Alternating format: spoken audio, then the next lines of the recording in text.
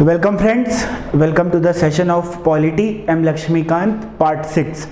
जहाँ तक हम लोग ने कल की क्लास में रेगुलेटिंग एक्ट तक पढ़ा था, आज की क्लास हम लोग रेगुलेटिंग एक्ट के आगे लेके चलते हैं। कल की क्लास का क्विक रिवीजन अभी हम लोग इस सेशन में देख लेंगे।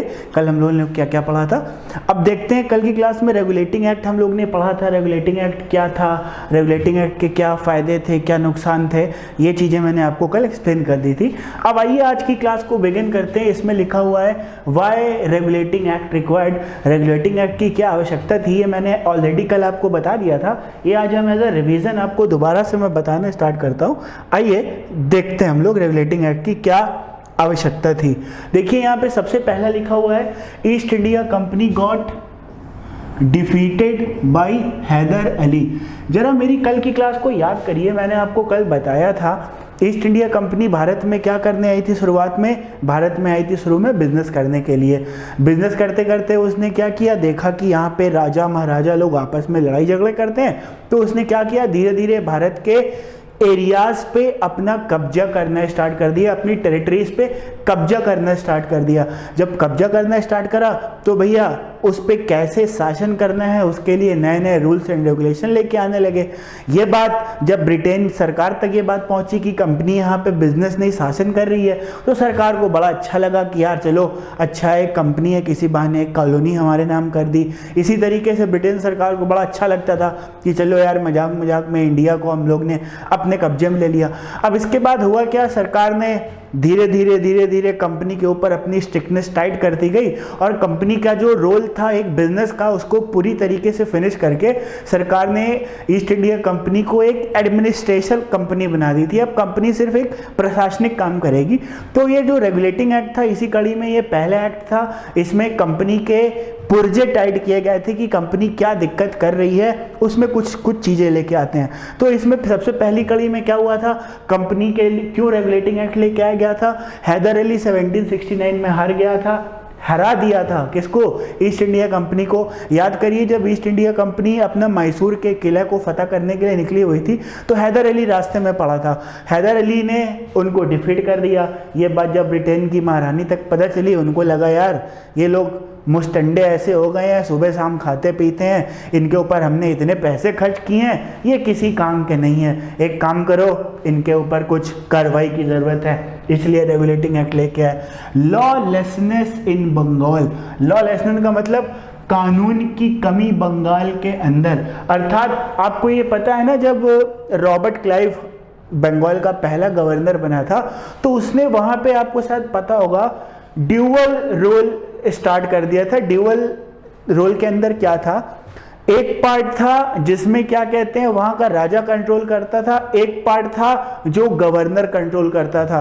अब एक चीज जान लो, राजा को प्रशासनिक काम दे दिया गया, फाइनेंस का काम रॉबर्ट क्लाइव ने अपने पास रख लिया। अब एक चीज बताओ बच्चे, पैसा राजा को मिल नहीं रहा है, रॉबर्ट क्लाइव के पास सारे पैसे जा रहे हैं। रॉबर्ट क्लाइव क्या बंगाल की जनता के ऊपर पैसा खर्च करेगा?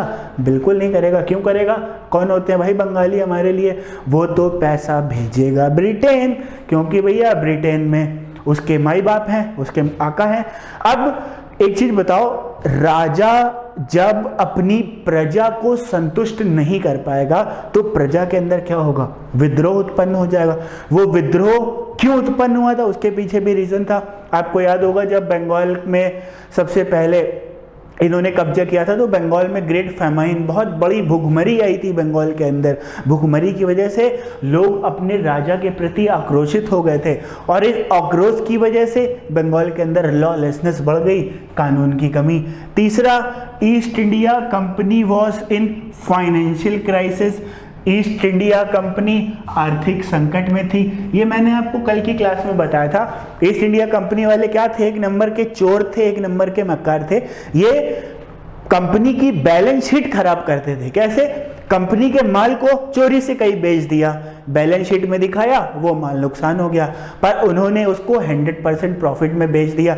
XYZ जितने पे भी बेचाओ। अब यहां से जब बैलेंस शीट प्रिपेयर होगी तो कंपनी तो लॉस में जाएगी पर एम्प्लॉय फायदे में होगा। भैया महारानी तो वहां की बैलेंस शीट देखेगी, ये नहीं देखेगी कि आपने कितनी प्रॉपर्टी खरीद ली, कितनी जमीन खरीद ली। तो इस चीज को ध्यान में रखते हुए जब महारानी ने ऑडिटर को भेजा तो उन्होंने पाया भैया ईस्ट इंडिया कंपनी तो बड़ी संकट में है, गरीब है, और इन्होंने 1 मिलियन पाउंड की बताओ मदद भी मांग ली। एक चीज बताओ, जैसे एक कंपनी घाटे में है, एक कंपनी को घाटे में दिखाया जा रहा है, ईस्ट इंडिया कंपनी को घाटे में दिखाया जा रहा था, और घाटे में अपनी लाचारियत साबित करने के लिए ईस्ट इंडिया कंपनी के जितने गवर्नर हुआ करते थे, इन्होंने झूठी में बोल दिया, झूठी क्या मतलब आवेदन कर दिया कि महारानी हमें 1 मिलियन पाउंड का लोन दे देती तो हमारे खर्चे चल जाते। अब महारानी को बोला यार ये जो कल कल्लू सेठ था, कल इसको हमने ब्रिटेन से भारत बुलाया, कल्लू सेठ ने तो यार इतनी गाड़ियाँ खरीद ली, एक महंगी टीवी, सॉरी उस समय टीवी नहीं होता था, ट्रांजिस्टर खरीद लिया, एक साइकिल खरीद ली, यार ये बड़ा आदमी बन के आ गया। और ये बता रहे हैं ससुरे लोग कि भैया ईस्ट इंडिया कंपनी घाटे में चल रही है। उन्होंने बोला दया पता करो, दाल में कुछ ना कुछ काला है। तो इस दाल में कालेपन को जांचने के लिए रेगुलेटिंग एक्ट भेजा गया था। एक रीजन ये हो गया। और एक चौथा पॉइंट देखो, महान बंगाल का अकाल, द ग्रेट बंगाल फैमाइन। तो ये सारे रीजन होते हैं, ये हम लोग को बताते हैं कि ईस्ट इंडिया कंपनी के ऊपर किस लिए रेगुलेटिंग एक्ट की आवश्यकता पड़ रही थी।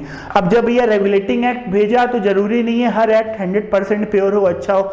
इस एक्ट में कोई ना कोई कमियां भी रह गई थी। कैसी कमियां रह गई थी, आइए हम लोग अगली स्लाइड में देखते हैं।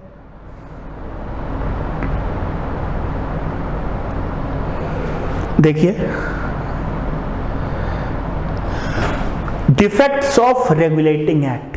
रेगुलेटिंग एक्ट के क्या क्या दोष थे, मैं एक बार हट जाता हूं, आप लोग स्क्रीनशॉट ले लीजिए। स्क्रीनशॉट आपने ले लिया, ठीक है। अब मैं आपको बारी बारी से बताता हूं। यहां लिखा है governor general has no veto power. अब ये गवर्नर जनरल के पास कोई वीटो पावर नहीं होती है। अब इसका मतलब क्या होगा, आइए समझते हैं हम लोग एक स्लाइड के मामले में। याद करिए जो रेगुलेटिंग एक्ट था, क्या था, रेगुलेटिंग एक्ट, जो रेगुलेटिंग एक्ट था इसमें क्या बोला गया था, रेगुलेटिंग एक्ट में गवर्नर ऑफ बंगाल, क्या गवर्नर ऑफ बंगाल को गवर्नर जनरल ऑफ बंगाल बोला गया था, गवर्नर जनरल ऑफ बंगाल, ठीक। और इसी के अधीनस्थ क्या कर दिया गया था, बॉम्बे को कर दिया गया था, और इसी के अंडर मद्रास को कर दिया गया था, ठीक। प्लस गवर्नर जनरल की 4 लोगों की क्या बना दी थी, काउंसिल बना दी थी। ये 4 लोगों की काउंसिल का मतलब अब ये एक टीम की तरीके काम करेंगे। कैसे काम करेंगे, टीम की तरीके। टीम में कितने हो गए, एक गवर्नर जनरल प्लस 4 लोग, ठीक। और ये लोग जो डिसीजन लेते थे ये लोग कंसेंसस पर लेते थे। कंसेंसस का मतलब ये होता है जितने ज्यादा लोग जिसका फेवर करेंगे वही चीज मान्य होगी। अब जरा एक चीज समझिए, गवर्नर जनरल कोई चीज यस में चाहता है क्योंकि भैया आपने उसको इंडिया का हेड बना के भेजा है, पर गवर्नर जनरल के नीचे जो 4 टीम है इन्होंने नो कर दिया। क्या बोल दिया, नो।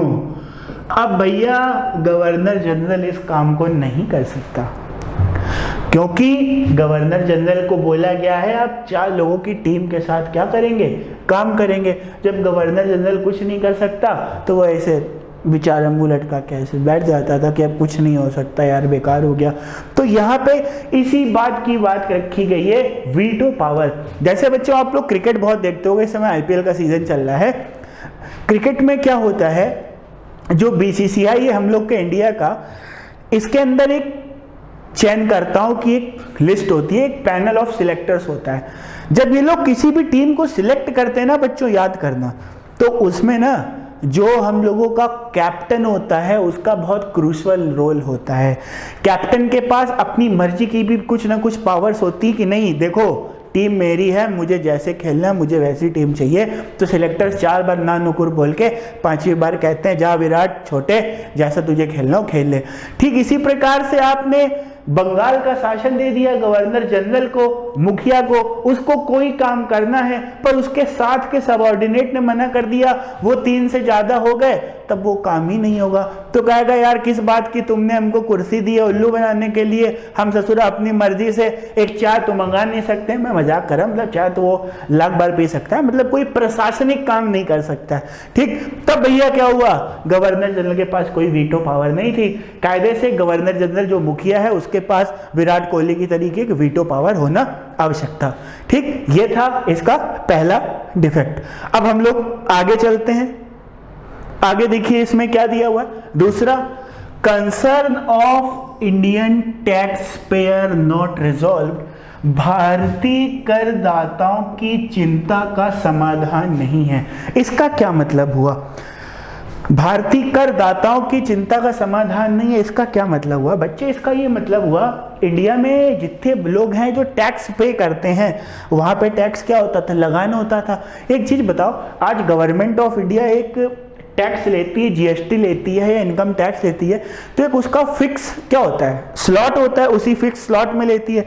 ऐसा थोड़ी ना आज सुबह उठे आज जीएसटी 18% है, कल उठे कल नहीं जीएसटी 25% हो गया, परसों उठे बोले नहीं जीएसटी तो 70% लेंगे। तो अब एक चीज बताओ, बिजनेसमैन को मेंटली प्रिपेयर होने में समय लगता है ना। तो यहाँ पे टैक्स पेयर बोल रहे थे कि यार यहाँ पे आमदनी अठन्नी नहीं कुछ नहीं, तुम लोग दिन पे दिन टैक्स को बढ़ाते चले जा रहे हो। जी हाँ, यहाँ पे टैक्सेस कम नहीं होते थे, टैक्स बढ़ते चले आते थे। तो यही बात से लेके भारतीयों के अंदर बहुत ज्यादा असंतोष था। तो जो रेगुलेटिंग एक्ट इन्होंने भारत में तो भेजा, पर इन्होंने अंग्रेजों की जो बदतमीजी थी, बदतमीजी कैसी, वो किसान के पास जाते थे, कहते नहीं अब तुम 4 नहीं अब 16 दोगे, अब 17 दोगे, 18 दोगे। ये कई सारे सिस्टम हैं, अभी आप लोग हिस्ट्री में पढ़ेंगे जो लॉर्ड कॉर्नवालिस लेके आए थे। तो ये सारे सिस्टम्स हम लोग हिस्ट्री में डिस्कस करेंगे कि किस किस प्रकार के टैक्सेशन थे।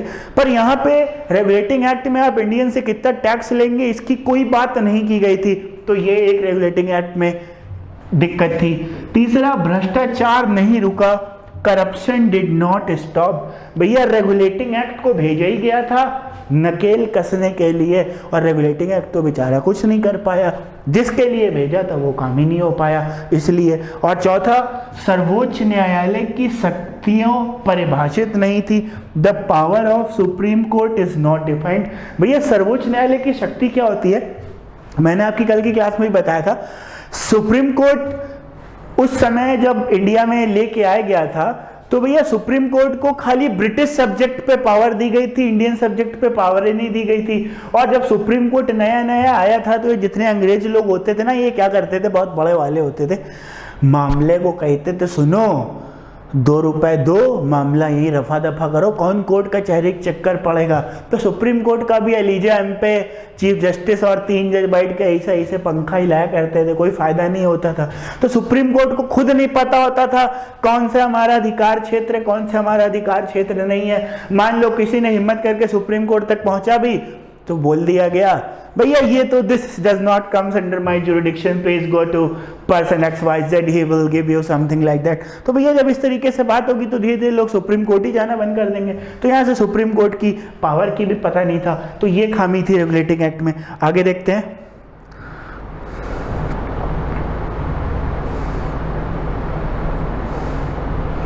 ठीक, अगला है अमेंडिंग एक्ट ऑफ 1781 और act of settlement.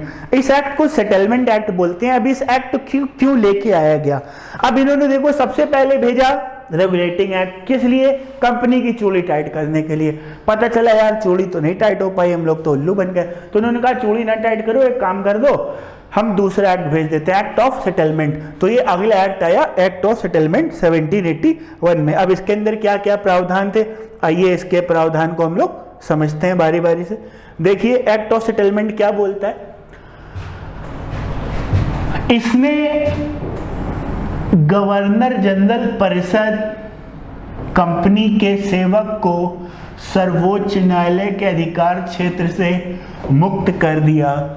It exempted the governor general council servant of company from the jurisdiction of supreme court. देखो अब यहां से ट्विस्ट आना स्टार्ट हुआ।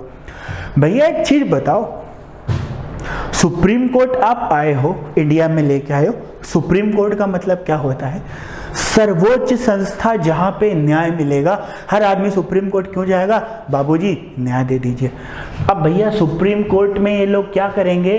धीरे धीरे गवर्नर जनरल, कंपनी, जो ईस्ट इंडिया कंपनी के लोग होंगे, बोला गया ये कि भैया सुनो, सुप्रीम कोर्ट तो हमने ये खोला है, पर इसमें ईस्ट इंडिया कंपनी की जो गवर्नर जनरल है ना, अगर वो किसी को थप्पा मार देगा या किसी को गोली चला देगा, ये मैटर को तुम अपने यहाँ नहीं देख सकते। क्यों? गवर्नर जनरल को हमने इससे बाहर किया हुआ है। तो यहाँ पे ये बात बोली गई थी। सर्वेंट का मतलब बोला गया, सुनो इधर, जो ईस्ट इंडिया कंपनी में जितने नौकर है ना, वो भी जो काम कर रहे हैं, उनका तुम मामले को अपने अंदर नहीं ला सकते हो।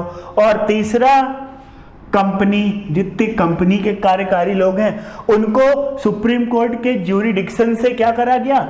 एग्जेम्प्ट कर दिया गया। भैया जब सुप्रीम कोर्ट में आप कंपनी के लोगों को ही काम नहीं कर रहे हो, मतलब उन्हीं के खिलाफ आप कार्रवाई नहीं कर सकते, तो क्या भैया सुप्रीम कोर्ट आप भारतीयों के लिए लेके आए थे?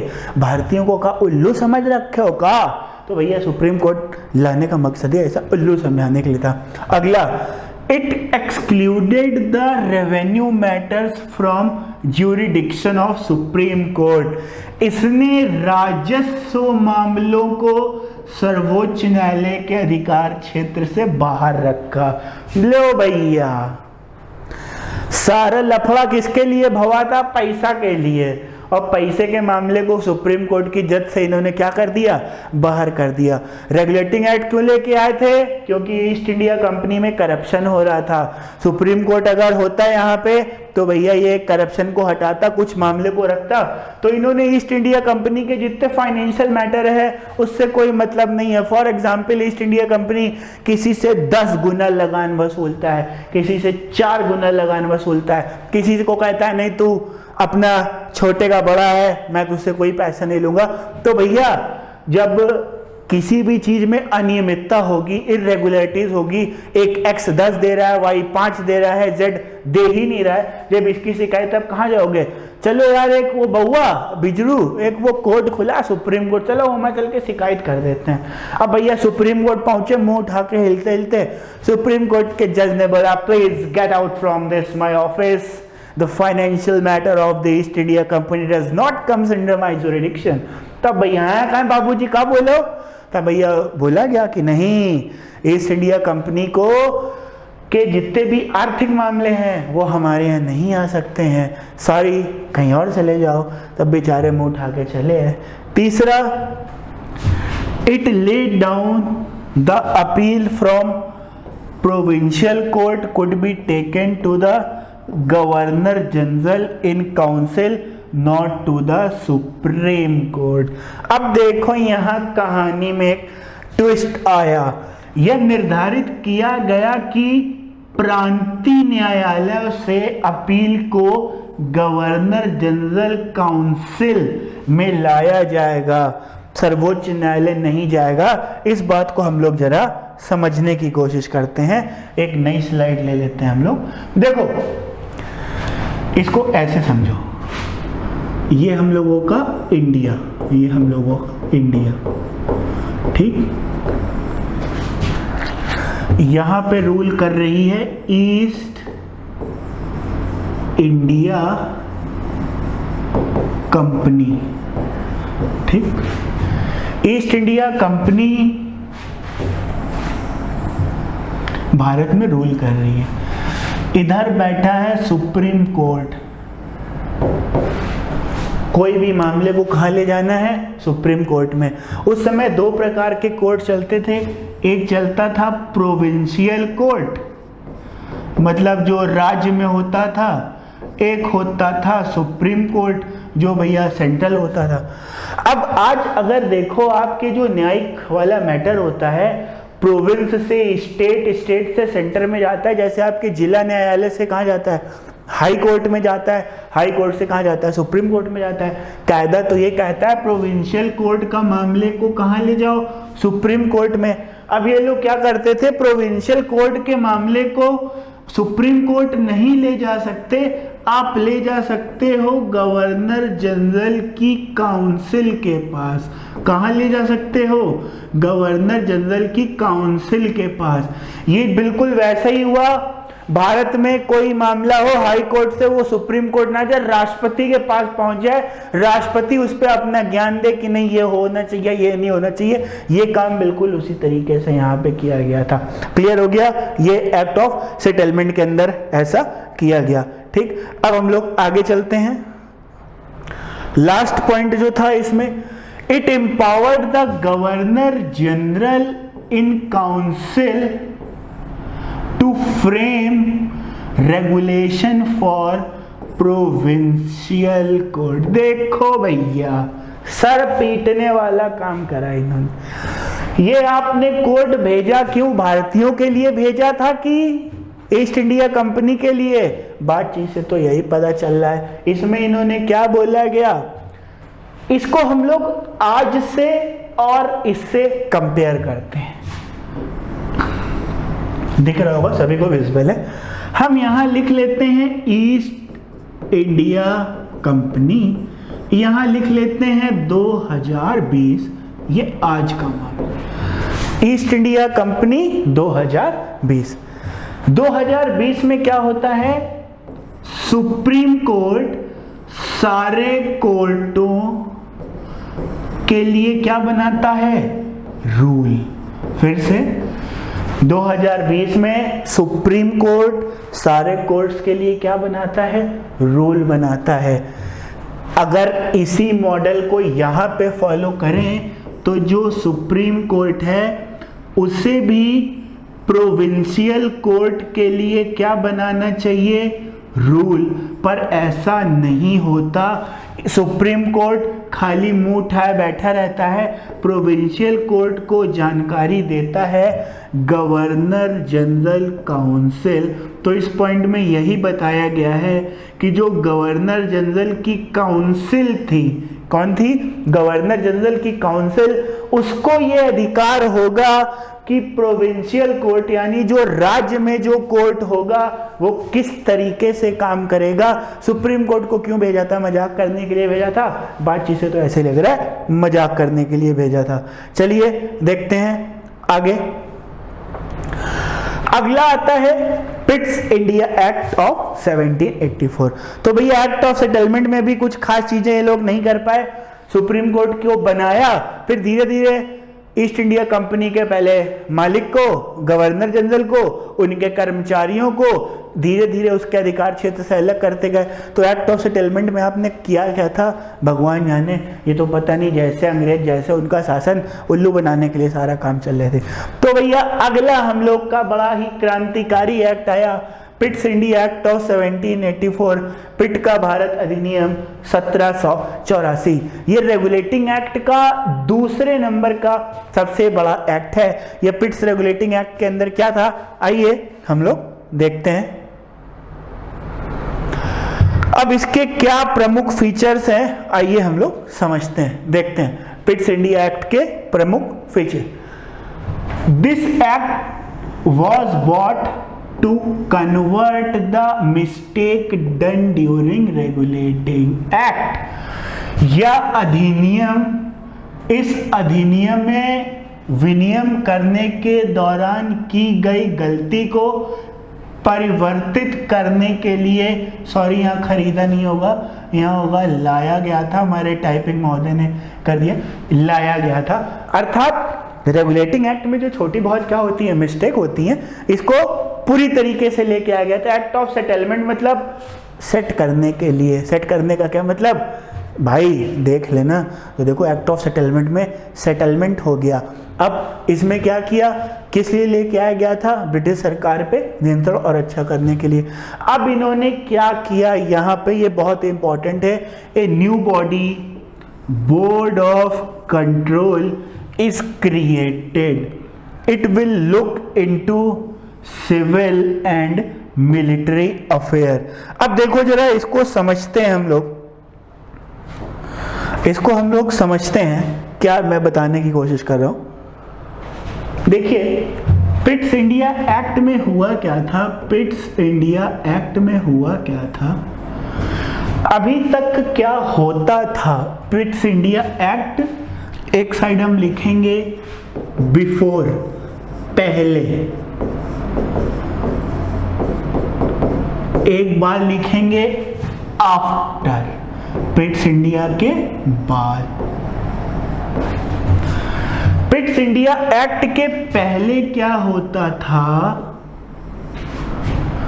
सिर्फ एक बॉडी होती थी जिसका नाम होता था कोर्ट ऑफ डायरेक्टर।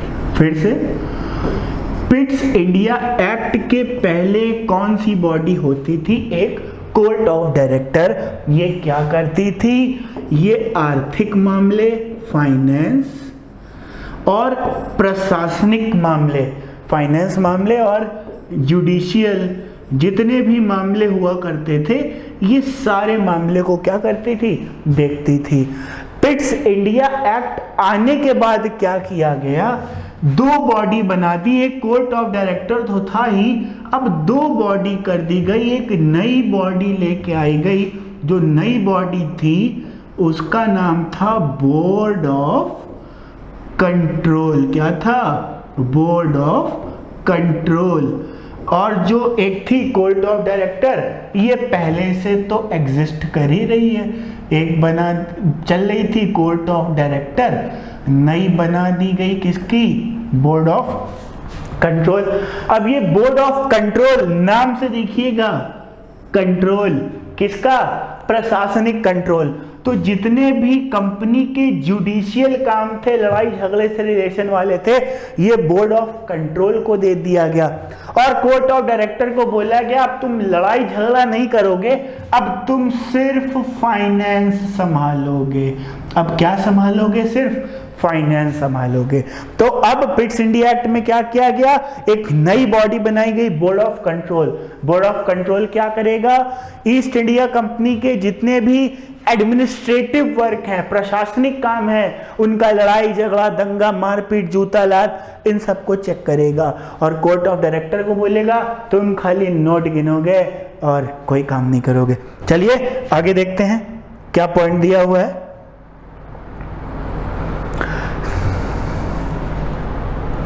तीसरा, court of director will look commercial matter only. Court of director केवल वाणिज्यिक मामले देखेगा।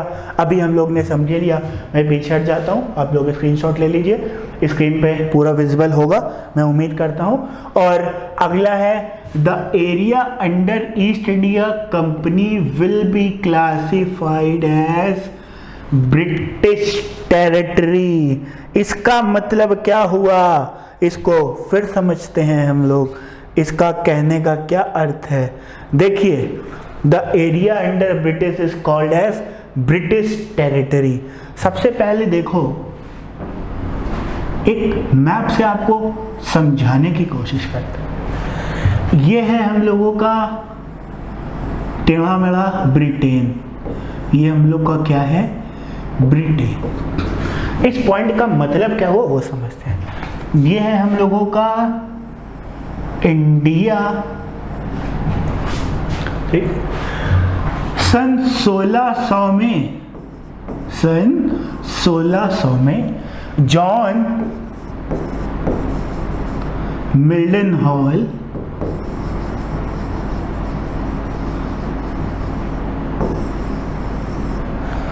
इंडिया आए। क्या है, इंडिया आए।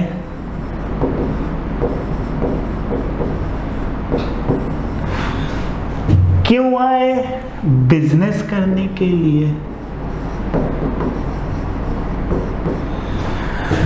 धीरे धीरे ईस्ट इंडिया कंपनी बंगाल में इधर इधर अपनी जड़ें मजबूत करती चली गई। अभी भी ये जगह कहलाती थी ये इंडिया है और यहाँ पे कंपनी का शासन है। पर इस एक्ट में क्या बोला गया, जो क्षेत्र ईस्ट इंडिया कंपनी का है वो कहलाएगा ब्रिटिश टेरिटरी। अर्थात जो जगह कंपनी ने अपने अंडर में ली थी उसको कंपनी ना बोल के एक अंग्रेजों द्वारा शासित एक क्षेत्र बता दिया गया। ये इस एक्ट में बोला गया है। जैसे देखिए यहां पे ये बोला गया ना, the area under East India Company will be classified as British territory. East India Company के अधीन क्षेत्र को ब्रिटिश क्षेत्र के रूप में वर्गीकृत किया गया। क्या ये बात समझ में आई? देखते हैं अगला। Governor general was given veto power. Virat Kohli की शक्तियां वापस आ गई। कैसे? अभी मैंने आपको बताया था रेगुलेटिंग एक्ट में कोई वीटो पावर नहीं थी, यानी विराट कोहली को अपनी टीम बनाने की इजाजत नहीं थी। जो चयन करता पकड़ा देंगे, बउआ उसी से खेलना पड़ेगा। यहाँ पे गवर्नर जनरल को क्या दे दी? Veto power. गवर्नर जनरल को वीटो की शक्ति दी गई थी। अब वीटो की शक्ति मिल जाने से क्या होगा?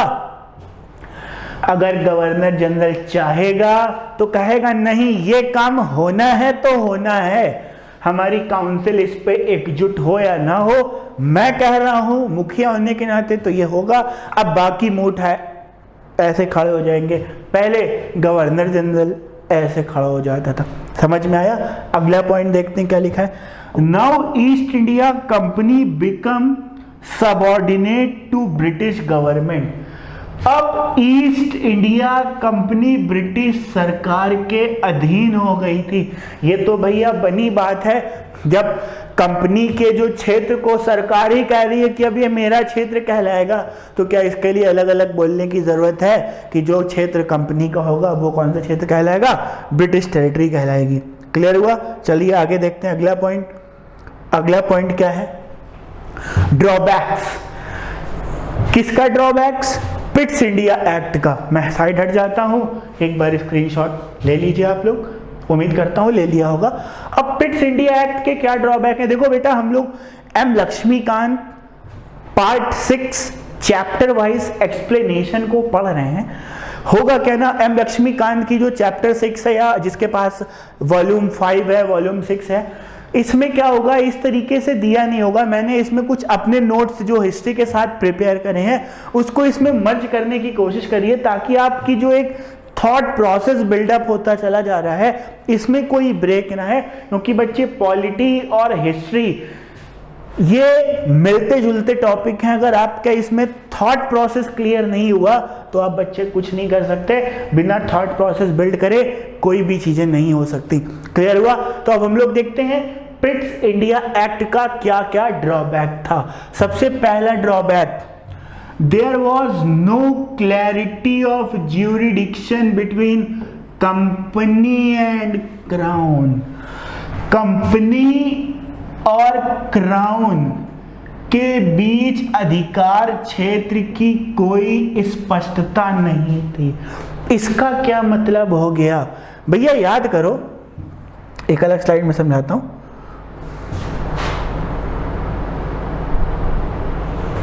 देखो, कंपनी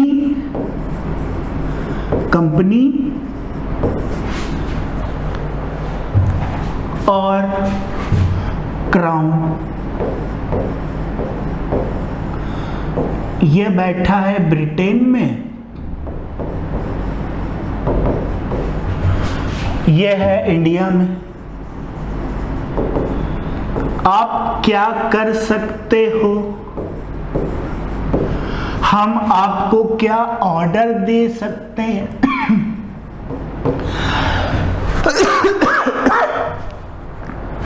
सॉरी, इनके बीच में क्लियरिटी की कमी थी। कौन सा काम क्वीन कर देगी, कौन सा काम क्वीन नहीं कर पाएगी, इस चीज की कमी थी, ज्यूरिडिक्शन की कमी थी। क्लियर हुआ? तो यहां पे ये बोला गया है, there was no clarity of jurisdiction between company and crown. Company और क्राउन के बीच अधिकार क्षेत्र में क्या थी? स्पष्टता नहीं थी। अगला, governor general has to use its veto power to give decision in case of any territorial dispute. Governor general को किसी भी क्षेत्रीय विवाद के निर्णय को देने के लिए अपनी वीटो शक्ति का उपयोग करना होता था। भैया जब गवर्नर जनरल को वीटो पावर तो इसीलिए दी गई थी कि अपनी शक्तियों का उपयोग करो, तब भैया दो लोगों में झगड़ा होगा तो वीटो पावर किसका चलेगा? गवर्नर जनरल का। तो गवर्नर जनरल अपनी वीटो पावर का क्या करता था? यूज करता था। अब हम लोग आगे चलते हैं, अगला हम लोगों का कौन सा एक्ट है देखते हैं।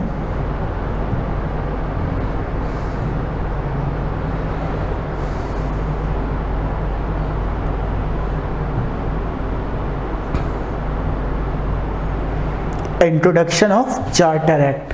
अब चार्टर एक्ट क्या होता है, कैसे वर्क करता है, चलिए थोड़ा चार्टर एक्ट का पहले हम आपको परिचय दे देते हैं। कलर की शाही थोड़ी बदल के रेड कर देते हैं, रेड अच्छा लगता है। चलिए अब सबसे पहले बच्चों आप जान लो ये चार्टर एक्ट होता क्या है। चार्टर एक्ट अभी आने वाली स्लाइड में हम लोग इसकी डीप पढ़ेंगे, पर ये चार्टर एक्ट लाया क्यों गया था, इसका मतलब क्या हुआ था। देखिए लक्ष्मीकांत में जिनके पास वॉल्यूम 6 से पहले की है तो उसके में चार्टर एक्ट 1833 से दिया हुआ है, पर अगर आप उसके पहले देखेंगे तो एक्चुअल जो चार्टर एक्ट था वो 1793 में आया था। तो वॉल्यूम 6 ऑनवर्ड्स है, उसमें चार्टर एक्ट 1793 से बताया गया है। पर हम लोग इसमें वर्ड बाय वर्ड तो समझेंगे। ये चार्टर का मतलब क्या होता है, यहाँ पे जान लो बच्चे, चार्टर का मतलब होता है परमिशन। क्या होता है? परमिशन। तो बच्चों याद कर लो, जब कभी भी दिमाग में लिखना चार्टर एक्ट आया है, चार्टर एक्ट क्यों आया है? ईस्ट इंडिया कंपनी को परमिशन देने के लिए। जैसे आप लोग का ड्राइविंग लाइसेंस होता है उसकी वैधता 20 साल होती है, ठीक इसी प्रकार से जो चार्टर एक्ट होता है इसकी भी वैधता 20 साल होती है।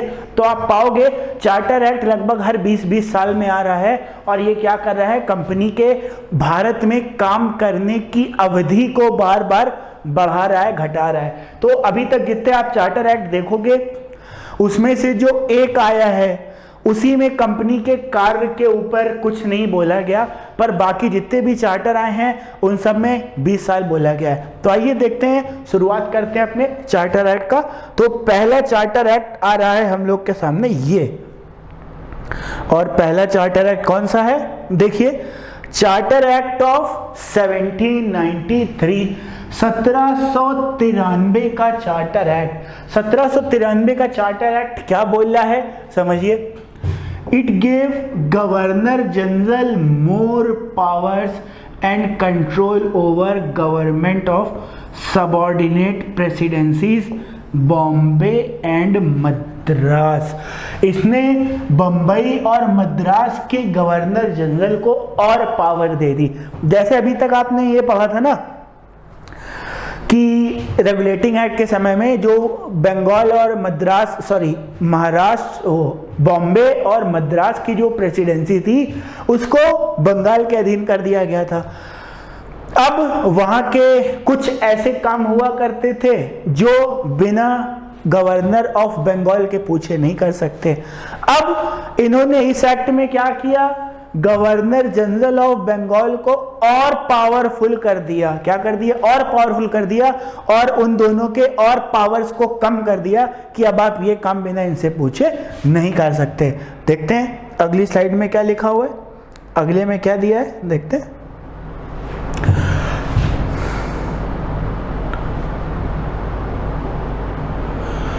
It extended the monopoly of East India Company for 20 year.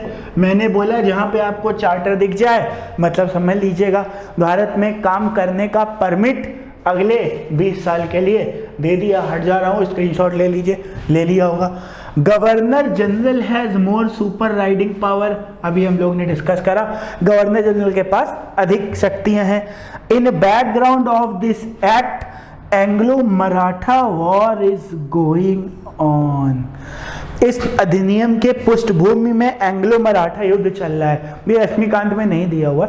Anglo Maratha युद्ध क्या चल रहा है? जैसे हमने आपको बताया था, ब्रिटिशर सबसे पहले बंगाल पे शासन करते हैं, फिर मैसूर पे करते हैं, फिर महाराष्ट्र में करते हैं। तो जब ये एक्ट लेके आया गया, चार्टर एक्ट ऑफ 1793।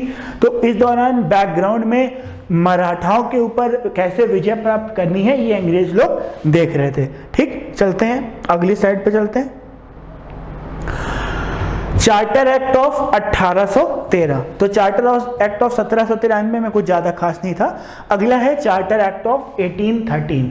ठीक, इसकी यहाँ बच्चों एक चीज और, आप लोग बहुत से लोग नेट पे जाओगे, रिसर्च करोगे, कहोगे सर इसमें तो इतनी चीजें पूछी गई थी। बच्चे वो मेडिवल हिस्ट्री में, सॉरी मॉडर्न हिस्ट्री का पार्ट है। तो जब हम लोग मॉडर्न हिस्ट्री पढ़ेंगे तो उसमें सारे एक्ट की बाल की खाल निकालेंगे। अभी हम लोग को एक्ट सिर्फ इतने पढ़ने हैं जो पॉलिटी से रिलेटेड हो, जिससे हमें ये कहीं से आभास हो जाए कि हमारी पॉलिटिकल साइंस से इसका कोई लेना देना है। यहाँ पे जितने एक्ट हम लोग पढ़ेंगे, मैं कोई एक्ट छोड़ूंगा नहीं आपका, पर कोशिश करूंगा कि जो पॉलिटिकल साइंस से कनेक्टेड हो उतना ही आपका विजन क्लियर करें। मैं अगर यहाँ पे मॉडर्न हिस्ट्री का बताने लगूंगा और बिना कहानी बताए आगे निकल जाऊंगा तो आपको कच्ची खिचड़ी मिलेगी, फिर आप उसे थूक दोगे, कहोगे सर को पढ़ाना नहीं आता है। तो इसलिए उतना ही लो जितना भी काम का है। क्लियर हो गया? तो हम लोग देखते हैं चार्टर एक्ट ऑफ 1813। अब इसमें क्या बोला गया? इस चार्टर में 20 वर्षों के लिए ब्रिटिश कब्जे की ओर बढ़ा दिया गया। मतलब 20 साल तक क्या किया गया? इनके ब्रिटिश पोसेशन को बढ़ा दिया गया। अब एक चीज देखो, शब्दों का समझना।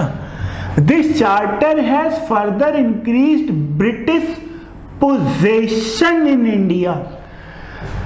भैया अभी ब्रिटिश की ईस्ट इंडिया कंपनी परमिट लेती थी, अब पोजेशन है। तो यहां से ये बात और पुख्ता हो गई कि ईस्ट इंडिया कंपनी ने अब भारत पे पूरी तरीके से कब्जा कर लिया है। अब वो एक कंपनी नहीं है, वो एक किराएदार नहीं है, अब वो मालिक बन चुकी है। हे राजाओं, तुम लोग जितना आपस में झगड़ते थे इसीलिए तीसरा के शासन कर रखा है। तो बच्चों याद रखना, अगर आपके घर में नहीं पटती है और कोई किराएदार है तो बाहरी चुटकी से आके फायदा ले लेगा। तो ये चंद मुट्ठी भर अंग्रेज भारत आए और इन्होंने हम लोग के ऊपर 1600 से 1947 लगभग 347 साल शासन किया। तो मतलब हम लोग के अंदर तो कुछ कमियां थी। हमारा इससे ऊपर ही निकलते थे, तो हम हमारा से थोड़ा आगे निकलिए। ठीक, अगला, monopoly of east India company is finished. अब देखिए यहाँ पे एक वर्ड आया है मोनोपोली। देखिए ईस्ट इंडिया कंपनी का एकाधिकार समाप्त कर दिया गया। मैं यहाँ पे मोनोपोली पे 2 लाइन बोलना चाहूंगा। एक्चुअल में ना जब ईस्ट इंडिया कंपनी भारत में आई थी, ये इसका देखिए चैप्टर का ना पूरा कनेक्शन मॉडर्न हिस्ट्री से है, पर अब पॉइंट दिया है तो इसको मैं बताता हूँ आपको समराइज वे में। ईस्ट इंडिया कंपनी जब भारत आई थी तो ईस्ट इंडिया कंपनी को भारत में चार्टर लिया था क्वीन एलिजाबेथ वन से। ठीक, और ईस्ट इंडिया कंपनी ने ये बोला था कि मैं ही भारत में काम करूंगा और मेरे अलावा कोई दूसरा नहीं आएगा। ठीक, तब हम लोग देखेंगे कि इसके बैकग्राउंड में भी बहुत सारी घटनाएं घट रही हैं। इसी वजह से भारत में ईस्ट इंडिया कंपनी की मोनोपोली खत्म कर दी गई। अब ये बोला गया कि नहीं, भारत में सिर्फ ईस्ट इंडिया कंपनी नहीं, ब्रिटेन की और भी कंपनियां आके व्यापार करेंगी। इसकी ज्यादा डिटेल हम लोग मॉडर्न हिस्ट्री में पढ़ेंगे। तो ईस्ट इंडिया कंपनी का एकाधिकार समाप्त हो गया। अब उनका चीन का चाय अफीम के साथ व्यापार का एकाधिकार है। अर्थात अब ईस्ट इंडिया कंपनी क्या करती थी भारत के साथ, जरूरी नहीं ईस्ट इंडिया कंपनी भारत में थी, म्यांमार, थाईलैंड, सिंगापुर, चाइना सबके साथ व्यापार करती थी। पर हम लोग कमजोर पड़ गए, हम लोग नहीं ज्यादा आती थी, देवो भाव के चक्कर में पड़ गए, किराएदार को सर पे चढ़ा लिया तो उसने आके हम लोग को फेंक दिया।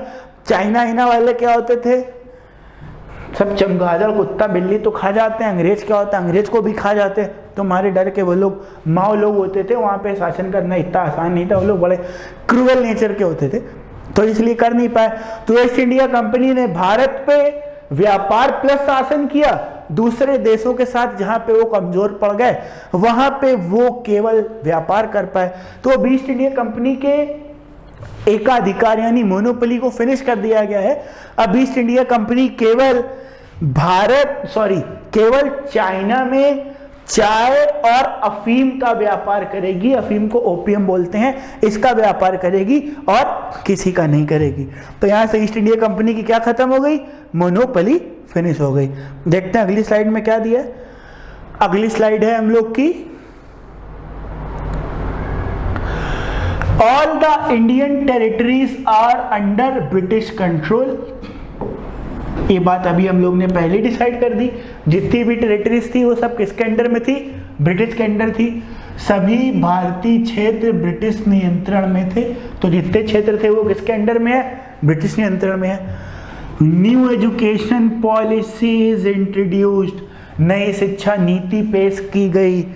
Now local government can tax Indians, अब स्थानीय सरकार भारतीयों पर कर लगा सकती है। ये स्थानीय गवर्नमेंट क्या थी, कौन सी थी स्थानीय गवर्नमेंट? स्थानीय गवर्नमेंट मतलब जो वहाँ पे लोकल ईस्ट इंडिया कंपनी के जो अपने मेयर और ये सारे लोग जो काम करते थे, अब वो लोकल लोगों पे क्या कहते हैं, टैक्स लगा सकते थे। अभी तक टैक्स का मतलब केवल लगान होता था, एग्रीकल्चर से रिलेटेड होता था। अब यहाँ पे टैक्स से मतलब रोकड़े की बात कर रहे हैं, बात समझिएगा डिटेल में। अभी तक टैक्स का मतलब होता था केवल एग्रीकल्चर प्रोडक्ट से, अब यहाँ पे टैक्स का मतलब फाइनेंस से हो गया है। तो अब ये लोग किसी भी प्रकार का टैक्सेशन कर सकते हैं। और चौथा पॉइंट बहुत इंपॉर्टेंट याद रखिएगा, नई शिक्षा नीति पेश की गई, न्यू एजुकेशनल पॉलिसीज इंट्रोड्यूस्ड। भैया नई शिक्षा नीति के तहत आज भारत में जितने भी आप saint Thomas, saint Columbus, saint Martin, saint Petersburg, saint जुमला, सेंट फलाना, सेंट डिमाका, जितने भी आप चीजें देखते हैं ये सब नई शिक्षा नीति के तहत ही करी गई थी। आपको शायद एक बात पता होनी चाहिए, इस नई शिक्षा नीति को लाने के पीछे उद्देश्य क्या था। है इसका कनेक्शन भी मॉडर्न हिस्ट्री से, पर मैं आपको 2 लाइन में शॉर्ट में बताता हूँ, बड़ी इंटरेस्टिंग है। एक चीज देखो बच्चों, आज आप लोग सोचते हो ना कि यार ये मेरी वॉच ना, ये हमने ब्रिटेन से खरीदी, इंपोर्टेड वॉच है, अबे तुम HMT पहनने हो, सस्ती मत दी। आपके दिमाग में कैसे आई ये बात? आपके दिमाग में प्लांट करी गई है ओवर द टाइम। एक चीज बताओ, ब्रिटिशर्स भारत में मुट्ठी भर थे, पूरे भारत पे शासन करना है। शुरू में भारत में घुसे, भारत पे लोगों का दिल जीता, राजा को अय्याशियां करवाई, राजा को पीटा, उनका शासन हड़पा, जनता पे शासन करने लग गए, जनता से लगान वसूलना चालू कर दिया, अब जनता पे टैक्स भी लगा दे रहे हैं। अब एक चीज बताओ, जब आपके घर में किराएदार कोई इतना उपद्रव करेगा, मान लो आप बहुत डरपोक प्रवृत्ति के भी हो, तो यार कभी ना तो आपका खून खोलेगा। जैसे नहीं मीम्स में देखते हूँ, ए तेजस तेरा खून कब खोलेगा रे बाबा। जब खून कब खोलेगा ये बात पता चलनी चाहिए, खून किसी दिन खोला। ब्रिटिशर्स को ये बात पता थी, अगर ये भारतीय सब एकजुट हो गए तो भैया हम तो रह नहीं पाएंगे, हमें लोग बहुत मारेंगे। तो एक काम करते हैं, नई शिक्षा नीति लाओ, जिसमें जो शिक्षा नीति है ना, इसमें इनको क्या बताना था, इस शिक्षा नीति में इनको सिर्फ इतना ही बताना था कि जो हम लोग के क्लर्क वर्ग से रिलेटेड एक भारतीय को इतना पढ़ाओ कि ये क्लर्क का काम कर ले। उनको आपको एडमिनिस्ट्रेटिव गुण नहीं सिखाने थे, एडमिनिस्ट्रेशन वाले गुण तो नेताजी जी लोग के पास थे, वो हम लोग से सिर्फ क्लेरिकल लेवल का रटाने और पढ़ाने वाला ही काम याद करवाते थे। तो आज मोदी जी ने 2020 में जो नई एजुकेशन पॉलिसी लेके आए हैं, ये तब से फ्रेम की गई एजुकेशनल पॉलिसी थी, जिसमें ऐसा नहीं है, कई कई बार बदलाव भी करे गए। तो अब जो काफी हद तक जो ढांचा था वो इससे मिलता था, इसको पूरी तरीके से उखाड़ फेंका। तो भारत के अंदर जो नई शिक्षा नीति लाई गई वो किस लिए लाई गई? भारतीयों को ये बताओ कि वी आर सुपीरियर, वी मतलब Britishers are superior, they can do anything with anyone, so Indians you should respect each and every law of Britisher. एक चीज बताओ, एक गंवार आदमी ज्यादा खतरनाक होता है पढ़ा लिखा? पढ़ा लिखे आदमी को अब डराया धमकाया जा सकता है, गंवारा आदमी को नहीं ढका सकते। अभी कोरोना चल रहा है, जिसको कोरोना का XYZ और सीरियसनेस नहीं पता, वो लॉकडाउन में भी घूमता था, आज भी घूम रहा है। पर जो एजुकेटेड लोग हैं, जिनको थोड़ा बहुत भी जानकारी है कि ये कितना खतरनाक है, ये डर के मारे नहीं निकलेंगे। तो नई शिक्षा नीति लाने के पीछे जो रीजन यही था, भारतीयों को डराइए धमकाइए, भारतीयों को कैसे कंट्रोल करना है, मतलब ये आपके ऊपर मेंटली कैप्चर करते थे। वही ना, एक बाहुबली आदमी हट्टा कट्टा और एक पतला सा मच्छर, दोनों आमने सामने खड़ा हो जाए, मच्छर देखते वक्त इतना बड़ा भाई मैं तो नहीं लड़ूंगा, अब वहीं हार गए। और इसी तरीके से मच्छर ठोन ले, नहीं हम उड़ते हुए जाएंगे, हाथी के कान में घुस के काट लेंगे, हाथी को परेशान करेंगे, तो भैया वो मच्छर जीत सकता है। तो आपको मेंटली स्ट्रांग होना चाहिए किसी भी काम को करने के लिए।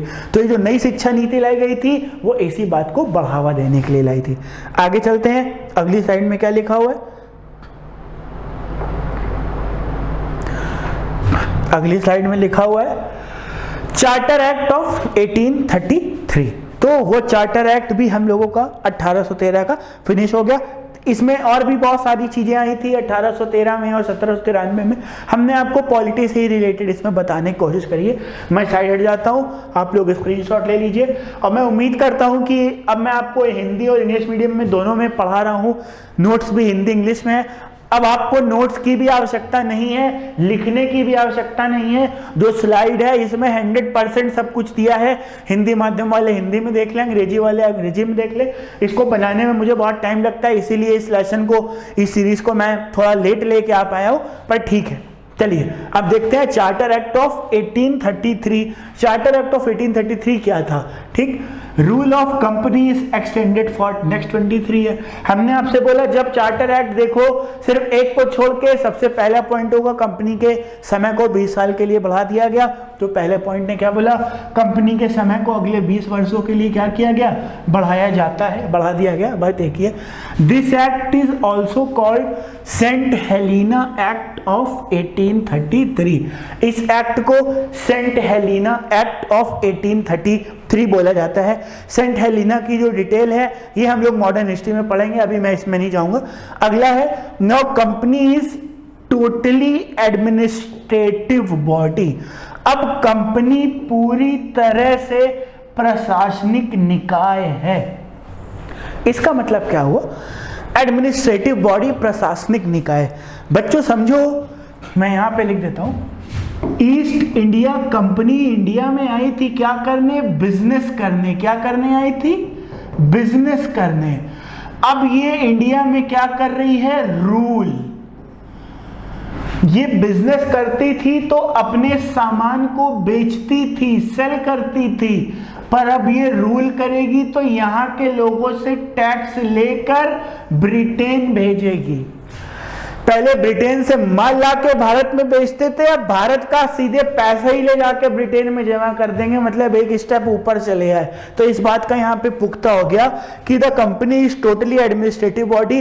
अब कंपनी एक प्रकार से टोटली प्रशासनिक निकाय है। अभी एक बिजनेस क्या बाढ़ में, अब इसका टारगेट है एक एक राजा को लपेटो, उसके क्षेत्र को कब्जा करो, जनता को डराओ धमकाओ और टैक्स लो, 10 गुना लगान वसूलो। ठीक, चलिए अगले चौथे पॉइंट पे, company trade with China is also closed. अभी आपने चीन के साथ कंपनी का व्यापार बंद है, नहीं कर दिया गया। देखिए ये बात यहां से प्रूव हो गई। क्या ईस्ट इंडिया कंपनी अभी तक सबसे पहले क्या थी, मोनोपोली। पहले फिर मोनोपोली हटाई गई, बोला गया नहीं आप चीन के साथ ही कर सकते हो। अब आपका चाइना से भी उन्होंने खत्म कर, कहते चलो ऐसा निकल लो, बहुत तुमने कमा लिया। अब हम लोग आगे चलते हैं, अगली स्लाइड में देखते हैं क्या है।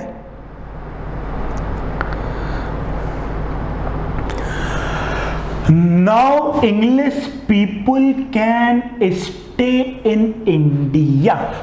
अब अंग्रेजी लोग भारत में रह सकते हैं। यहाँ अंग्रेजी नहीं होगा, ये अंग्रेज होगा। ये टाइपिंग मिस्टेक है, थोड़ा ध्यान दीजिएगा। गूगल से हिंदी इंग्लिश का वर्जन होता है, हम लोग आमने सामने बैठ के भी करवाते हैं, पर हर चीज़ पे इतना ध्यान नहीं दिया जाता। अब एक चीज़ बताओ यार, अब अंग्रेजी लोग भारत में रह सकते हैं, इसका क्या मतलब हुआ? अभी तक नहीं रहते थे क्या? अभी तक क्या होता था, वो as a East India Company के रूप में आते थे, अपना कार्यकाल पूरा किया, बोरिया बिस्तर झोला बांधा, चल दिया।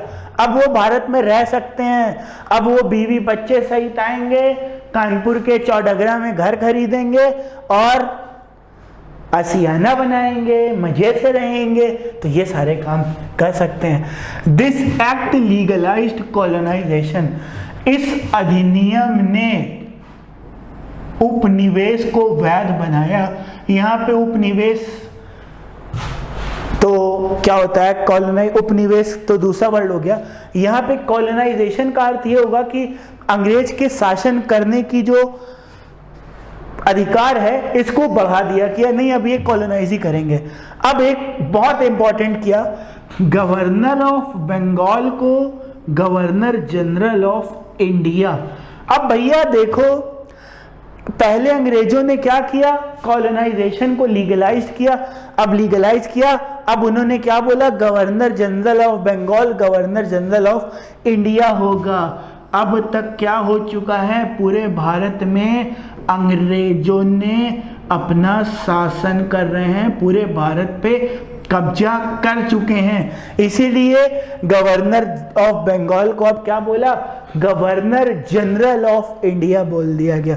क्लियर हो गया। अभी तक बंगाल नहीं, अब तुम भारत के हेड हो गए। और पहला गवर्नर जनरल कौन था, विलियम बेंटिक। ये आप लोग के एग्जाम में यूपीएससी में तो कभी पूछा जाता था 20 साल पहले, जब हम बहुत छोटे हुआ करते थे। अब आजकल जितने स्टेट लेवल के एग्जाम हैं, इसमें कभी कभार ऐसे क्वेश्चन डायरेक्ट आ जाते हैं। अब स्टेट वालों का भी बहुत लेवल उठ चुका है, तब ऐसे डायरेक्ट क्वेश्चंस नहीं आते। पर आपको याद रखना है, पहला गवर्नर जनरल कौन सा था, विलियम बेंटिक था। अगली स्लाइड में चलते हैं, आगे देखिए क्या लिखा है, one country one head policies introduced. एक देश एक प्रधान नीति पेश की जाती है। एक देश एक प्रधान क्या हुआ, गवर्नर जनरल तो क्या था, एक देश का होता है। तो अब ऐसी पॉलिसी ही लेके आएंगे कि अब जो रूल बनेगा वो पूरे देश के लिए बनेगा। अभी तक थोड़ा फ्लैशबैक में आपको ले चलते हैं, अभी तक क्या नहीं होता था जो अब हो रहा है। अभी तक क्या होता था बच्चे, जैसे ही हम लोग का मान लेते हैं विशाल भारत है, हम लोग का ये विशाल भारत है। सबसे पहले ये बंगाल पे कब्जा करते हैं। सॉरी यार, मैप इतना अच्छा नहीं बना, इसको इग्नोर करना। बंगाल पे कब्जा किया, यहाँ के लिए रूल लाए।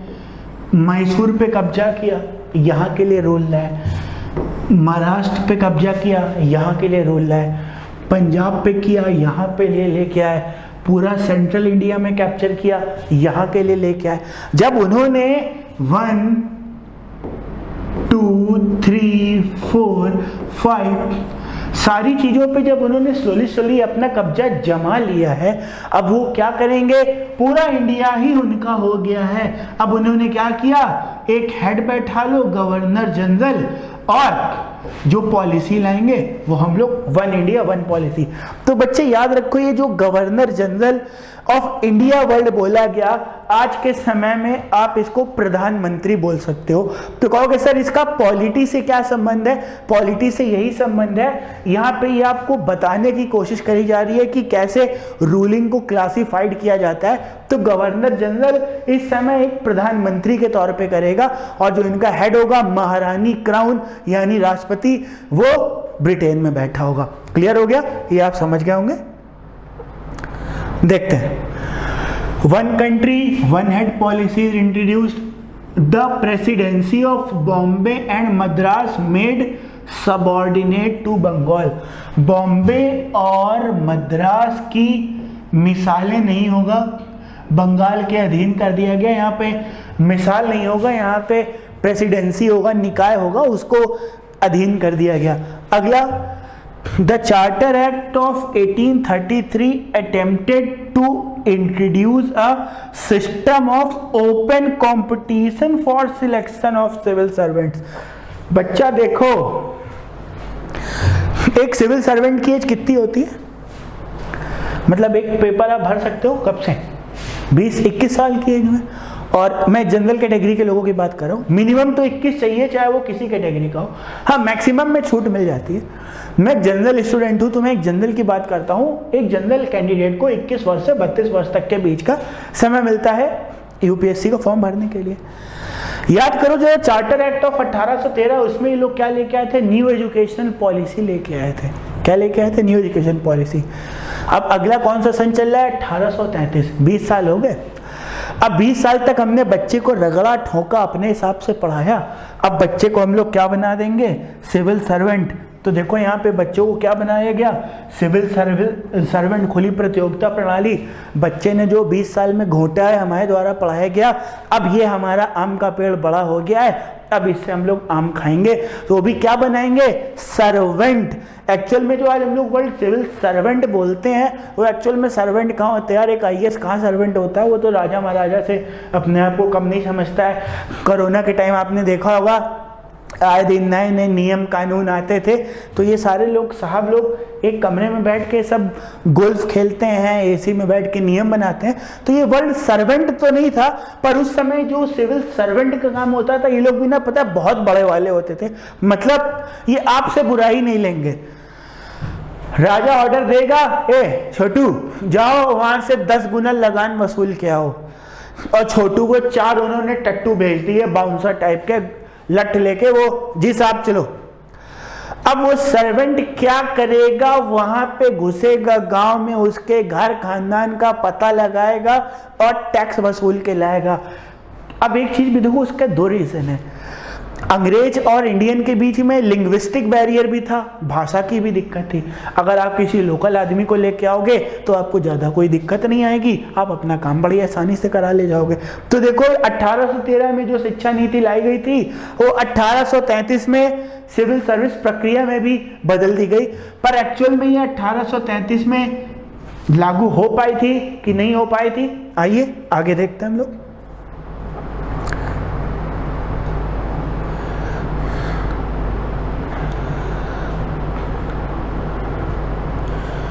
Indian law commission under law Macaulay were introduced. अब भैया अब कोई राजा महाराजा का तो शासन है नहीं। किसका शासन नहीं? राजा महाराजा का। अब जब वन इंडिया आप बोल ही चुके हो, तो भैया भारतीय कानून आयोग का भी गठन कर दिया गया, और उसके पिता थे कौन थे? स्वामी मैक्यूले। ठीक याद रखिएगा, लॉर्ड मैक्यूले थे हम लोग इंडियन कमीशन मतलब किसके हेड थे। अगला, एबॉलिशन ऑफ स्लेवरी, गुलामी का उन्मूलन, गुलामी को खत्म कर दिया गया। ऐसा हुआ क्या? सही में नहीं हुआ, खाली किताबों में हुआ। गुलामी तो आज तक चल रही है। इंडियन लॉज वर कोडेड, ये पॉइंट बहुत इंपॉर्टेंट है। एक पॉइंट ये इंपॉर्टेंट है लॉ कमीशन वाला, दूसरा ये इंपॉर्टेंट है भारत के लॉ कोडेड किया गया, भारतीय कानून को कोडित किया गया। कानून को मतलब आईपीसी की धारा, हम लोग पॉलिटी में नहीं आरपीसी और सीआरपीसी पढ़ते हैं, तो एक प्रकार से मान लीजिए उस समय की आईपीसी और सीआरपीसी का गठन किया जा रहा था, धाराओं को गठित किया जा रहा था। टिल्ट टुवर्ड क्रिश्चियनिटी, ईसाइयत की ओर झुकाव। इसका मतलब क्या हुआ? 1833 से मिशनरीज को भारत में भेज दिया गया। मिशनरीज क्या होते थे? अपना स्कूल, अपना कॉलेज, अपना दफ्तर, सेंट मैरीज, सेंट मार्टिन, जो अभी मैंने आपको बताया था, ये ले आए। अभी तक तो इन्होंने क्या किया? शिक्षा नीति में बदलाव किया, जो था उसमें चेंज किया। अब अपना पूरा सिस्टम ही उठा के चले आए हैं कि इसमें ये मिलेगा, in the name of Lord 5 बार आपको करना पड़ेगा, फादर मदर सिस्टर ब्रदर, ये सारे रिश्ते बनाने पड़ेंगे, और इस तरीके से आपको अपना काम करना पड़ेगा। मैं इसमें किसी बात का कोई मजाक नहीं कर रहा हूँ, मतलब इसको क्रिश्चियन मेरे भाई बहन इसको अदरवाइज मत लीजिएगा, ये सिर्फ एक ऐसा जोक है। मतलब मिशनरीज कैसे इंडिया में आए, उसकी शुरुआत 1833 के अंदर हुई थी। चलते हैं हम लोग अगली स्लाइड के अंदर। अगली स्लाइड में क्या दिया गया है कंप्यूटर जी? अगला एक्ट आया चार्टर एक्ट ऑफ 1853। मैं साइड हट जाता हूं, आप लोग स्क्रीनशॉट ले सकते हैं। चार्टर एक्ट ऑफ 1853, 1833 हम लोग खत्म हो गया। अब चार्टर एक्ट 1853 के अंदर क्या क्या चीजें आई देखते हैं। This act renewed the tenure of East India Company till indefinite time। आ गया बच्चे, अभी मैंने बोला था जितने भी चार्टर एक्ट आए हैं उन्होंने ईस्ट इंडिया कंपनी के शासनकाल को कितने समय के लिए बढ़ाया? 20-20 साल के लिए क्या करते थे? बढ़ा देते थे। यहाँ पे इनडेफिनिट टाइम, मतलब अब इनकी मंशा में ही खोट नजर आने लगा है, अंग्रेजों के दिमाग में खोट बस रहा है, क्योंकि अब वो चाहते ही नहीं है भारत से जाना। वो भारत में अनिश्चित समय तक क्या करना चाहते हैं? शासन करना चाहते हैं, रहना चाहते हैं, बैठ जाना चाहते हैं। अगला, it separated governor general, executive and legislative council. अब ये लेजिस्लेटिव और एग्जीक्यूटिव काउंसिल क्या होती है, आइए हम लोग समझते हैं। एक नई स्लाइड ले लेते हैं। गवर्नर जनरल, एग्जीक्यूटिव काउंसिल और लेजिस्लेटिव काउंसिल क्या होता है? आज हम लोग एक एग्जाम्पल लेते हैं। एक एग्जाम्पल लेते हैं 2020 का, आज के भारत का, और एक एग्जाम्पल से लेते हैं 1853 का। आज हम लोग का 2020 में हेड होता है हम लोगों का प्राइम मिनिस्टर। प्राइम मिनिस्टर कहाँ से आता है? लोकसभा या राज्यसभा से। ये लोकसभा राज्यसभा क्या होते हैं? हाउस होते हैं। किसके हाउस होते हैं? लोकसभा लोअर होता है, राज्यसभा अपर होता है। लोकसभा में लोग इलेक्शन फाइट करके आते हैं, राज्यसभा में लोग स्टेट या नॉमिनेट होके आते हैं। आज ये व्यवस्था है। ठीक इसी प्रकार से गवर्नर जनरल क्या था? 1835-53 में इंडिया का हेड था। तो हमने बोला आप गवर्नर जनरल को ऐसे ही मान सकते हो जैसे आज का प्राइम मिनिस्टर। प्राइम मिनिस्टर 2 हाउसों का हेड होता है। तो अब यहाँ पे भी इन्होंने 2 हाउस बनाने की कोशिश करी गई है, एक लेजिस्लेटिव, एक एग्जीक्यूटिव। एक लेजिस्लेटिव और एक एग्जीक्यूटिव। समझ में आया? तो जो लेजिस्लेटिव काउंसिल थी वो गवर्नर जनरल का निम्न सदन था। जो एग्जीक्यूटिव, मतलब नहीं कहते हैं कि ये लोअर क्लास है, ये एग्जीक्यूटिव क्लास है, तो एग्जीक्यूटिव उच्च होता है, लेजिस्लेटिव निम्न होता है। तो यहाँ पे गवर्नर जनरल के लेजिस्लेटिव काउंसिल और एग्जीक्यूटिव काउंसिल के बीच में सेपरेशन कर दिया गया। तो अब आप बोलोगे कि ये जो हम लोग के 2 हाउस, निम्न सदन, उच्च सदन, ये कहां से आए? ये एक्चुअल में 1853 से लिए गए हैं। मतलब 2 हाउस बनाने का कार्यक्रम 1853 से स्टार्ट हुआ। वो आज आते आते आते आते क्या हो गया? लोकसभा और राज्यसभा के बीच में कन्वर्ट हो गया।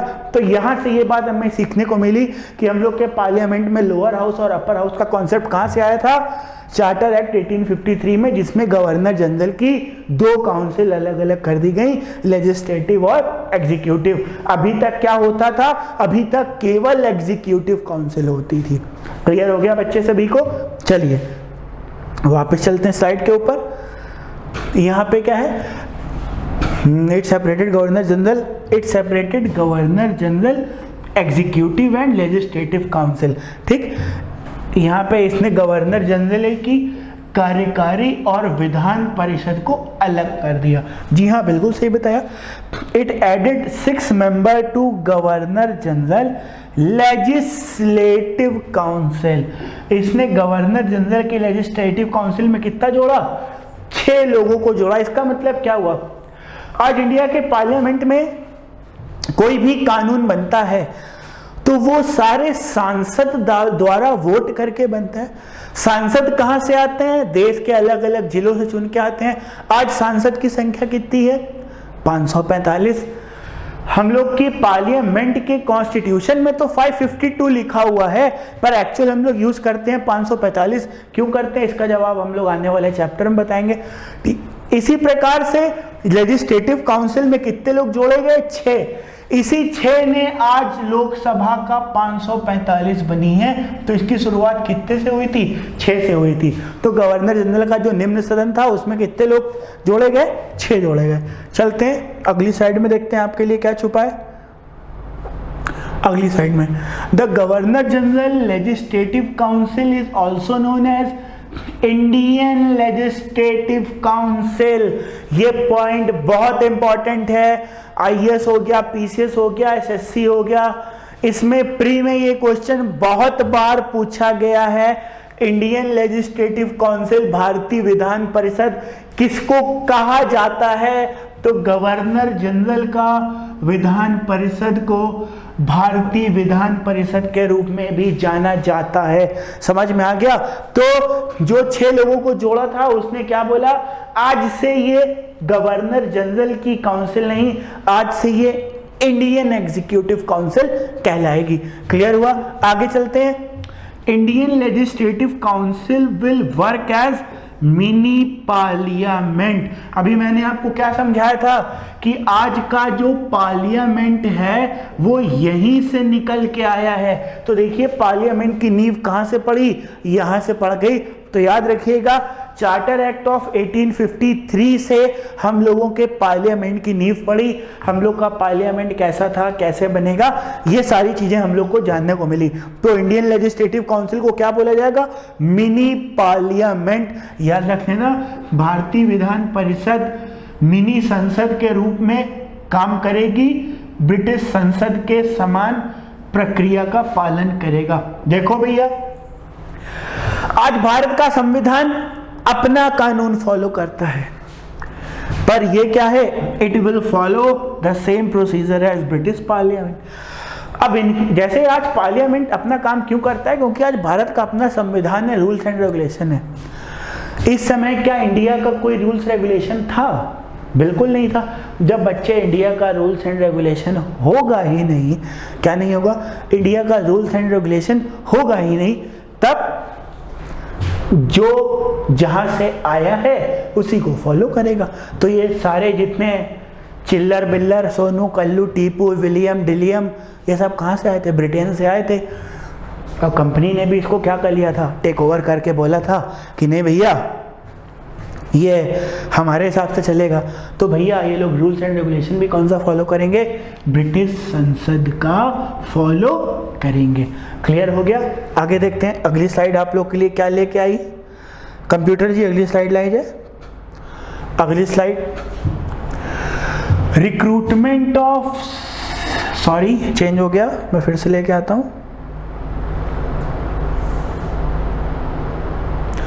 Recruitment of civil servant in Indian civil service. Bharat में सिविल सर्विस परीक्षा को लाया गया, ठीक। और जो पहले सिविल सर्वेंट थे सत्येंद्रनाथ टैगोर, ये आपकी लक्ष्मीकांत के अंदर नहीं दिया है, इसको स्टार बना के लिख लीजिएगा। ये रविंद्रनाथ टैगोर के छोटे भाई थे सत्येंद्रनाथ टैगोर, ये भारत के पहले सिविल सर्विसेज थे। ये एक्चुअल में यूपीएससी में तो नहीं, पर जितने स्टेट के क्वेश्चंस होते हैं, group B group C level के होते हैं, जो वर्बेटियम टाइप के होते हैं, सिंपल डायरेक्ट पूछा करते हैं, जिसको हिंदी में बोलते हैं रट्टाफिकेशन वाले। तो भैया ये रट्टाफिकेशन वाला क्वेश्चन था। जो भारत का पहला सिविल सर्वेंट था वो कौन था? सत्येंद्रनाथ टैगोर। अगला क्या है? First time local representation in Indian legislative council. भारतीय विधान परिषद में पहली बार स्थानीय प्रतिनिधित्व को जगह दी गई। अब इसको थोड़ा एक तरीके से समझते हैं। देखो, सबसे पहले गवर्नर जनरल ये हेड, ठीक। अब फिर गवर्नर जनरल की 2 काउंसिल, एक लेजिस्लेटिव और एक एग्जीक्यूटिव। लेजिस्लेटिव निम्न सदन, एग्जीक्यूटिव उच्च सदन। लेजिस्लेटिव को बोला मिनी पार्लियामेंट। क्या बोला? Mini parliament. इसी मिनी पार्लियामेंट में बोला इसमें हम लोग लोकल रिप्रेजेंटेशन लेके आएंगे। लोकल रिप्रेजेंटेशन का बच्चों मतलब है इंडियंस को लेकर आएंगे। किसको लेकर आएंगे? इंडियंस को लेके आएंगे। तो देखिए ये एक प्रकार से आज के आज के पार्लियामेंट के मिरर की तरीके वर्क कर रहा है कि नहीं कर रहा है। आज का पार्लियामेंट भी तो क्या करता है, लोकल जनता चुन के पार्लियामेंट में भेजती है। पार्लियामेंट में क्या बनता है, वो लेजिस्लेटिव हाउस में होता है, उसका हेड होता है राष्ट्रपति या प्रधानमंत्री। तो एक देखिए प्रोसीजर बनाने की क्या करी गई है, शुरुआत करी गई है स्टेप बाय स्टेप प्रोसेस के साथ। क्लियर हो गया। First time local representation in Indian legislative council. चलते हैं अगली स्लाइड में। देखें कंप्यूटर जी ने आपके लिए क्या लेके आए हैं। अगली स्लाइड में कंप्यूटर जी आपके लिए लेके आए हैं, out of 6 local members 4 will be nominated from 4 presidency, Madras, Bombay, Bengal, Agra. Nomination का मतलब होता है मनोनीत। एक चीज जान लो, एक वर्ड होता है इलेक्टेड, एक वर्ड होता है नॉमिनेट।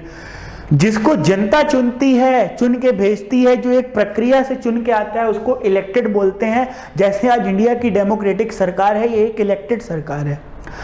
और नॉमिनेटेड क्या होता है, जिसको मनोनीत किया जाता है। जैसे राज्यसभा में 12 सांसद हैं, जैसे आपकी कौन थी अभी याद नहीं आ रहा, राज्यसभा के जैसे विजय माल्या था, जो मनमोहन सिंह की सरकार में क्या किया गया था, उसको मनोनीत किया गया था। तो अभी इन्होंने क्या बोला, लोकल लोगों को हम लेके आएंगे, 6 में से जो 4 लोग होंगे वो मद्रास से, बॉम्बे से, बंगाल से और आगरा से, 4 अलग अलग जगह से लेंगे। आज हमारे इंडिया पार्लियामेंट में बताओ, क्या सारे सांसद दिल्ली के होते हैं? नहीं, पूरी इंडिया के होते हैं। तो देखिए ये सोच कहां से विकसित करी गई थी, वो यहां से करी गई थी कि यहां पे जो लोग होंगे वो हर कोने से आएंगे, तभी शासन करने में आसानी होगी। समझ में आया? तो यहां से देखिए एक प्रकार से कैसे पार्लियामेंट आज वर्क करता है, उसके आपको एंशिएंट बूंदे कुछ दिखाई देने लगी। Now they have total 12 members in legislative council. अब उनकी संख्या बढ़ के कितनी हो गई है? 12। पहले 4 थी, फिर 6 हुई, अब कितनी हो गई? 12 लोग हो गए। आज करते करते आज इंडिया के पार्लियामेंट में कितनी सीट है? 545। तो ये 4 निकली थी, अब हो गई 12। आने वाले समय में होते होते होते होते ये 545 भी हो जाएगी। क्लियर हो गया? देखते हैं अगली स्लाइड में क्या आएगा। कंप्यूटर जी अगली स्लाइड लाई जाए। अगली स्लाइड है रिवोल्ट ऑफ 1857।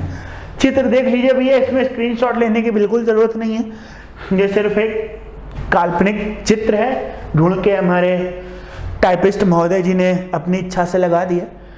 अब इस रिवोल्ट ऑफ 1857 में क्या हुआ, अब तक हमारे मंगल पांडे की आत्मा जाग चुकी थी, कई सारे क्रांतिकारी लोग आगे आ चुके थे। एक चीज आप ये भी जान लो, जो रिवोल्ट ऑफ 1857 है, ये सिर्फ ग्रीस्ड कार्टेज छील के और पिग की फैट सिर्फ इसी से रिलेटेड नहीं था। अंग्रेज ने ना इतने दिन जो हमारे ऊपर मिसमैनेजमेंट से रूल किया, इसकी हम लोग के अंदर गुबार भर चुका था। मंगल पांडे ने तो सिर्फ एक गोली चलाई थी, एक चिंगारी निकली थी, बाकी तो सब सोलों में अंदर ही अंदर धधक रहे थे।